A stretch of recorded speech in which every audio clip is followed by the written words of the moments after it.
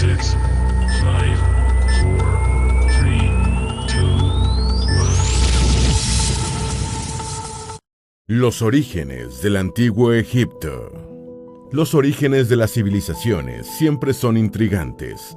Más allá de los mitos fundacionales que cada cultura hace sobre sus propios orígenes, suelen ser muy raros los casos en los que se consigue evidencia sólida que demuestre de manera irrefutable el periodo exacto en el que nacen las culturas. No obstante, los egipcios son una de las pocas culturas africanas que cuentan con evidencia material y escrita sobre sus orígenes y el de sus primeros faraones. Acompáñanos a descubrir la desconocida historia de los comienzos del antiguo Egipto. La cultura Nabta Playa, los primeros astrónomos. Mucho antes de que Egipto se consolidara como uno de los mayores imperios de la antigüedad, estuvo conformado por una serie de pequeños pueblos que vivieron cerca de la cuenca del Nilo, unos 10 milenios antes de Cristo. Una de las primeras culturas de este periodo fue la cultura Nabta Playa, situada en el desierto de Nubia, a unos 800 kilómetros al sur de El Cairo. Dicha cultura tiene 10.000 a 5.000 años antes de Cristo y se considera pionera en desarrollar el primer cromlech de la región, cuya antigüedad se ha estimado entre 6.100 y 5.800 antes de Cristo, es decir, 1.000 años más antiguo que el Stonehenge británico. De acuerdo con el astrofísico Thomas G. Brophy, dicho megalito pudo haber servido como observatorio astronómico, ya que la distribución de las piedras coincide con la rotación de las estrellas del cinturón de Orión, cuyo ciclo se repite aproximadamente cada 25.000 años, siendo precedida por los equinoccios. También se encontraron restos de sacrificios de ganado vacuno en cámaras de piedra con techos elaborados en arcilla, que podrían ser los primeros indicios del origen del culto a la diosa Hathor, representada por una vaca durante el periodo dinástico. Las culturas Fayum y Merimdense, los primeros granjeros. A la cultura Nabta Playa le siguió la cultura Fayum, que habitó el oasis del mismo nombre, situada a unos 80 kilómetros del suroeste de El Cairo. Se estima que vivieron entre los años 5200 y 4000 a.C. De esta cultura se han encontrado restos de graneros que contenían trigo y cebada, restos de chimeneas y de viviendas elaboradas a partir de cañas con tejados de paja. Entre sus principales herramientas se encuentran las hachas y cuchillos de piedra y puntas de flechas que indican la práctica de la caza. Posteriormente, en torno al año 4000 a.C., surgió la cultura merimdense en el Bajo Egipto. Dicha cultura se dedicaba a la agricultura, vivía en chozas y elaboraba figuras de terracota que representaban ganado vacuno. También practicaron la cría de carneros, ovejas, bueyes, vacas, cabras y cerdos, y domesticaron perros. En lo que se refiere a sus rituales funerarios, solían enterrar a sus muertos en posición fetal, cubiertos con esteras o con pieles de animales en fosas ovaladas y poco profundas cerca de sus hogares. La cultura Madi-Buto, los primeros mineros. En paralelo a la cultura merimdense surgió la cultura badariense entre los años 4400 y 3800 a.C., al igual que sus predecesores, eran agricultores y ganaderos. No obstante, fueron los primeros creadores de necrópolis en el antiguo Egipto, siendo una de las más importantes la necrópolis de El Badari, situada en las inmediaciones de Asiut, en la orilla derecha del río Nilo. Dichas tumbas contenían ajuares funerarios ricos en joyas, collares, amuletos cerámicos, vasijas cerámicas y cucharas de marfil o piedra. De acuerdo con la egiptóloga alemana Elis Jenny Baumgartel, hacia el año 4000 a.C., la cultura badariense se dividió en dos: la cultura Madi-Buto, situada en el Bajo Egipto, y la cultura Nákada, situada en el Alto Egipto. La cultura Madi-Buto, situada en las proximidades del delta del Nilo, fue la que introdujo la explotación de cobre en la región. Según el egiptólogo Michael Hoffman, también fue la cultura responsable de la domesticación de los primeros burros, para el transporte de vasijas con aceite o grasa desde el sur de Canaán hacia el Egipto prehistórico. En lo que se refiere a la arquitectura, esta cultura desarrolló cabañas hechas de barro, con fogones y chimeneas, siendo algunas de ellas subterráneas. También tenían graneros en los que se han encontrado restos de trigo, cebada, lentejas y guisantes, y se dedicaban a la pesca. La cultura Nákada, los primeros conquistadores. De acuerdo con el egiptólogo alemán Werner Kaiser, la cultura Nákada pasó por 3 etapas. En una primera etapa, datada en el año 4000 y 3500 a.C., surgen mejoras en la artesanía elaboradas en cerámica, hueso y marfil. Hay una expansión de las poblaciones hacia el sur y comienza a haber intercambios comerciales de materias primas, como el lápiz lazuli, provenientes de poblaciones situadas en lo que actualmente es Afganistán. En lo que se refiere a las prácticas funerarias, comienzan a existir tumbas más grandes destinadas a los líderes, que conviven junto con otras pequeñas y sencillas dedicadas a los plebeyos, en las que se encuentran no solo personas, sino también restos de animales e incluso cornamentas. Es en esa etapa en la que surge la primera gran ciudad conocida como Nubt, que ejerció una gran influencia en la región durante 5 siglos. Posteriormente, con la llegada de la segunda etapa, Numt pierde su poderío y es desplazada por la ciudad-estado de Hieracómpolis, la cual comienza la centralización de la región, sometiendo a poblaciones más pequeñas, expandiéndose al Sinaí y hacia el sur de lo que actualmente es Palestina, en torno al año 3200 a.C. La ciudad de Hieracómpolis fue especialmente importante dentro de la cultura egipcia, ya que fue allí donde se crearon los primeros signos que precedieron a los jeroglíficos y el primer templo egipcio de la historia. A nivel religioso, también fueron responsables de los mitos egipcios más antiguos. Finalmente, en torno al año 3000 a.C., surgen las ciudades de El Kab y Tinis, actualmente Ávidos, siendo esta segunda ciudad la que asumiría el control de la ciudad de Nubt y de Madi y se expandiría hacia Anubia. En la ciudad de Tinis se desarrollaron los primeros jeroglíficos propiamente dichos, la navegación a vela, las primeras pictografías, los sellos distintivos de cada soberano, los primeros cementerios reales y las primeras obras de irrigación. Igualmente fue el sitio donde comenzaría la primera dinastía egipcia. Narmer, el primer faraón. De acuerdo con Manetón, un sacerdote e historiador egipcio del siglo III a.C., antes del surgimiento de los primeros faraones, cada ciudad-estado tenía sus propios reyes, siendo Horus-Ka, también llamado Horus Escorpión II, uno de los pocos reyes del periodo predinástico del que se tiene constancia.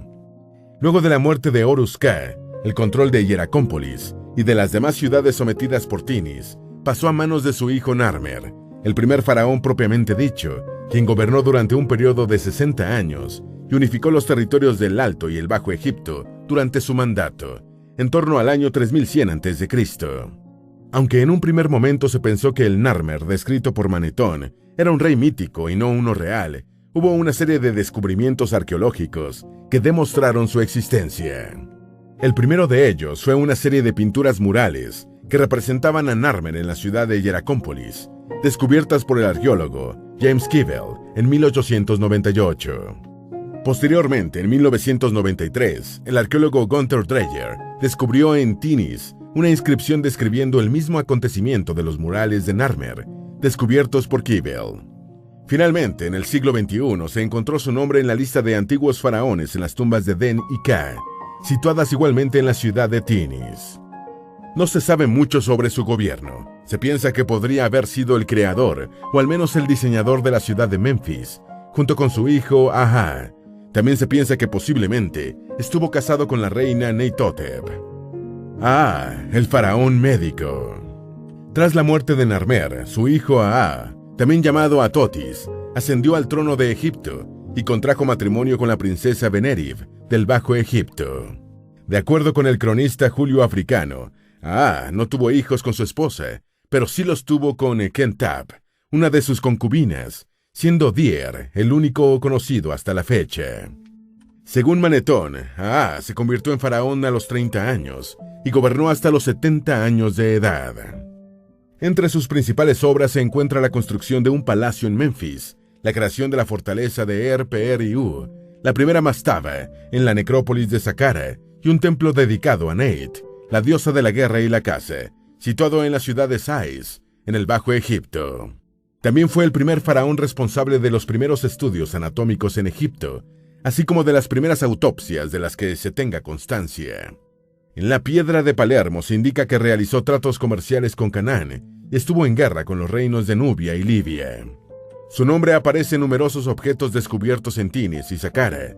En algunas tablillas de marfil se observa en la celebración de posibles fiestas conmemorativas de la unificación del reino.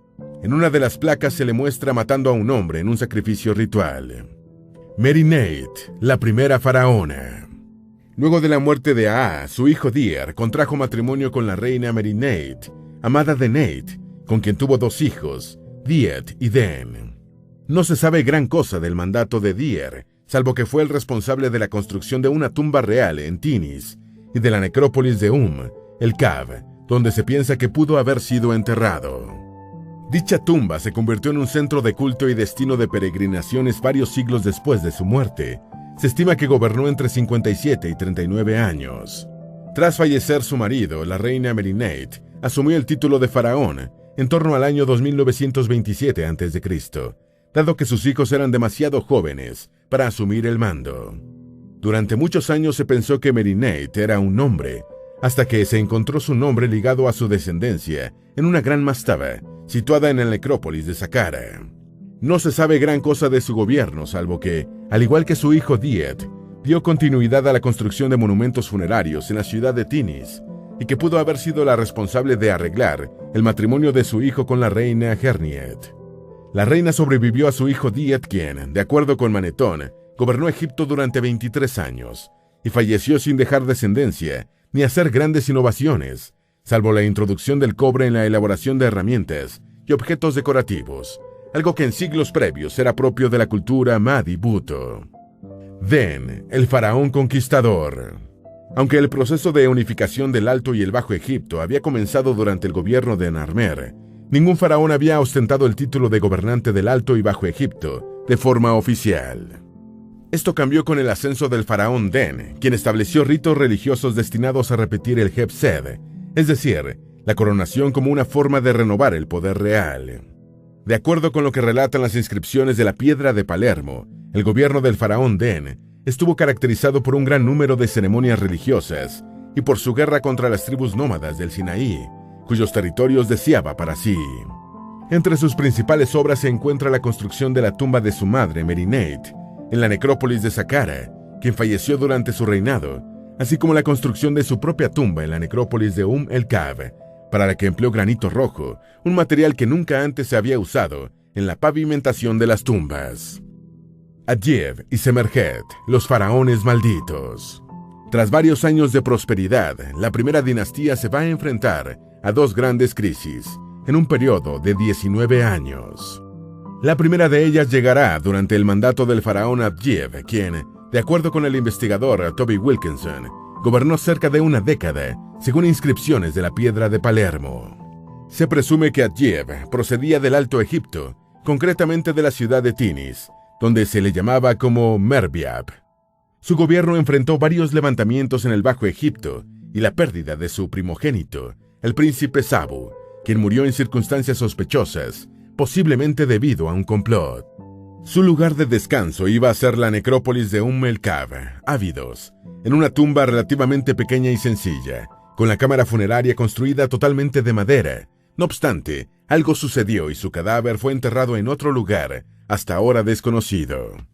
Tras su muerte, Semerjet, el hijo de Adjeb, con la reina Batirites, asumió el trono y le tocó hacer frente a una plaga en su primer año de gobierno, algo que hizo que la casta sacerdotal lo declarara como usurpador, porque no había sido nombrado oficialmente por su padre como sucesor antes de morir, lo que se consideraba un muy mal augurio dentro de las creencias egipcias. No se sabe si Semerjet fue responsable de la muerte de su padre o de su hermano mayor. No obstante, el hecho de que mandara a borrar el nombre de su padre de todos los monumentos por primera vez en la historia de Egipto, algo que no logró del todo, ya que sobrevivieron algunos testimonios, indica que lo odiaba incluso después de muerto. Ka, el último faraón de la primera dinastía. La transgresión de Semerjet de borrar la historia de su predecesor fue el inicio de una práctica que se repetiría varias veces a lo largo de la historia de Egipto. La segunda vez que se aplicó esta medida lo hizo su propio hijo, el faraón Ka, quien borró la mayor parte de los monumentos que honraban la memoria de su padre y que trató de restaurar la memoria de su abuelo. De acuerdo con Manetón, Ka, el último faraón de la primera dinastía, reinó durante 26 años, entre los años 2853 y 2828 a.C. Su mayor logro fue la creación del primer templo funerario en Saqqara, que se volvió un sitio de peregrinación de los faraones posteriores. La importancia de este templo radica en que fue el primero de la historia egipcia que se hizo para honrar a un faraón y no a un dios mítico, como ocurría con los templos anteriores. Tras su muerte, Egipto cayó en una guerra civil que dio origen al alzamiento de la segunda dinastía. La historia de Egipto siempre ha sido y será fascinante. Fue una de las primeras sociedades en realizar estudios astronómicos. Crearon la escritura jeroglífica, diseñaron grandes y variadas obras de arte a lo largo de 10.000 años antes de Cristo. Elaboraron los primeros grandes monumentos funerarios, realizaron los primeros estudios de anatomía en medicina, establecieron relaciones comerciales con reinos distantes de Nubia, Siria y Mesopotamia, entre muchos otros, y todavía quedan muchas cosas sobre ellos por descubrir.